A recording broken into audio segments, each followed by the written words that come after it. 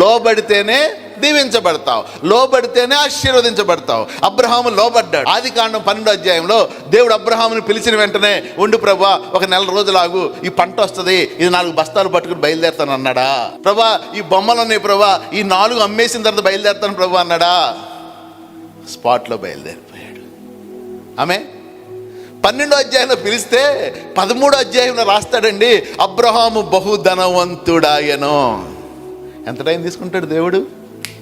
నువ్వు లోబడ్డమే ఆలస్యం, నువ్వు విధేయత చూపెట్టడమే ఆలస్యం, నువ్వు దేవుని కొరకు జీవించాలని తీర్మానం తీసుకోవడమే ఆలస్యం. అది పెర్ఫెక్ట్గా ఉండాలి.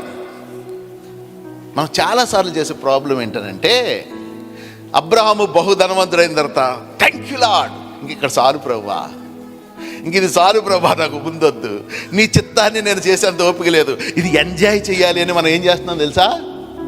ఆగిపోతున్నాం. కాదంటారా? మీరు ప్రార్థన చేసినట్టు దేవుడు మీ జీవితాల్లో కార్యాలు చేయలేదా? నెమ్మది ఇవ్వలేదా? సమృద్ధి ఇచ్చిన రోజులు లేవా? అమ్మో ఇన్ని డబ్బులు ఇచ్చాడండి దేవుడు అని మనం ఏం చేసాం? ఆదివారం కూడా ఎగ్గొట్టేసి బిజీ అయిపోయాం. దేవుడు అబ్రహాముని బహు ధనవంతుడిగా దీవిస్తే, ఆయనంట ఆ పునాదులు గల పట్టణం వైపు చూస్తూ, ఈ లోకములో దేవుడు ఎంత ఆశీర్వదించినా సరే ఫోకస్ని మార్చుకోలేదు. కాబట్టి దేవుడు అబ్రహామును ఆశీర్వదించాడు.